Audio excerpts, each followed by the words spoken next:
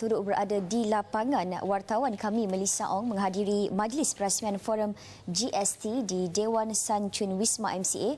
Melissa, teruskan dengan laporan anda.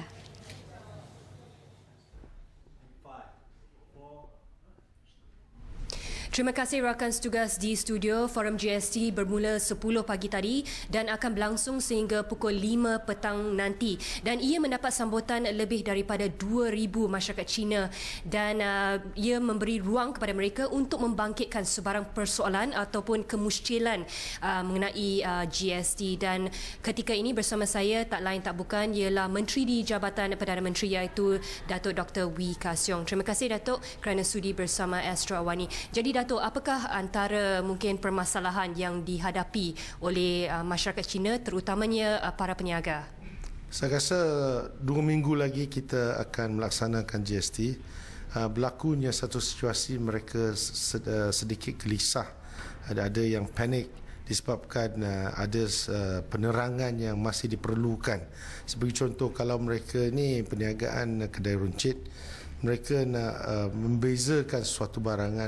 Saya gunakan contoh tadi macam roti kosong tu dia tidak tertakluk kepada GST, tapi roti yang berisi jagung dan sebagainya dia ada takluk pada 6%. Jadi mereka kena paparkan senarai pengecualian GST, dan pada waktu yang sama dia kena bagi justifikasi kenapa yang ini dikenakan 6%. Jadi proses penerangan ni, pertama peniaga sendiri kena faham.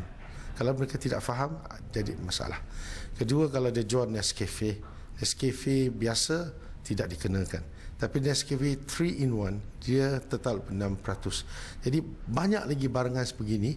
Ada yang dirasa mungkin terlepas 6% dia tak kutip, dan selepasnya orang pula, pelanggan pula merasakan ini kenapa kedai ini mengenakan 6%.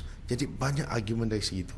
Jadi saya rasa ini yang pertama. Kedua, mereka perlu dapat satu bentuk sokongan ataupun jaminan daripada pihak berkuasa, khususnya dari segi penguatkuasaan. Jadi pematuhan tu sememangnya ramai nak mematuhi, tapi mungkin dalam proses tu bukan semua mereka dapat patuhi 100%. Saya rasa mereka minta supaya ada satu ruang untuk mereka, kerajaan lebih bersifat lenient dalam tindakan penguatkuasaan. Jadi saya rasa perkara ini adalah yang dibimbangkan. Anti-Profiteering Act yang begitu denda yang begitu tinggi sekali. Dan mereka pun berasa was-was kalau mereka melakukan satu kesalahan, takut nanti mereka kena diambil tindakan di bawah akta ini. Dan ketiganya yang penting ialah rekod yang disimpan. Jadi kalau dahulunya dia tengok mungkin rekodnya tak berapa, sekarang perlunya satu rekod yang baru. Yang mereka khawatirkan, kalau saya bagi rekod yang begitu sempurna, apa akan terjadi pada 10 tahun yang lalu? Mungkin saya tak simpan begitu rapi. Jadi kekhawatiran itu masih ada, kerisauan masih ada. Dan apa yang penting, mereka juga didedarkan dengan pelbagai software. Software supplier kata you kena ikut sistem ni. Kalau tidak, mungkin diambil tindakan. Tapi walhal kerajaan tidak kenakan itu. Dia minta rekod secara manual pun boleh tulis. Tetapi oleh kerana banyak penerangan info yang perlu pengesahan daripada pihak berkuasa, maka forum ini dijadikan sebagai satu platform untuk mereka bertanya, dan adanya sesi dialog dengan Kementerian Kewangan ianya dapat menyelesaikan masalah kebimbangan. Jadi Datuk, sebentar tadi Datuk juga ada berkata tiada U-turn dalam pelaksanaan GST. Secara ratanya, adakah pada pandangan Datuk, adakah rakyat sudah bersedia untuk pelaksanaan GST pada 1 April ini?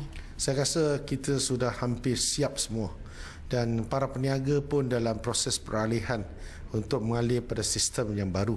Sekiranya kita buat U-turn pada ketika ini, akan berlakunya keadaan lebih bercerau. Kerana sistem baru saja dipasang, kemudian kena balik pada sistem lama.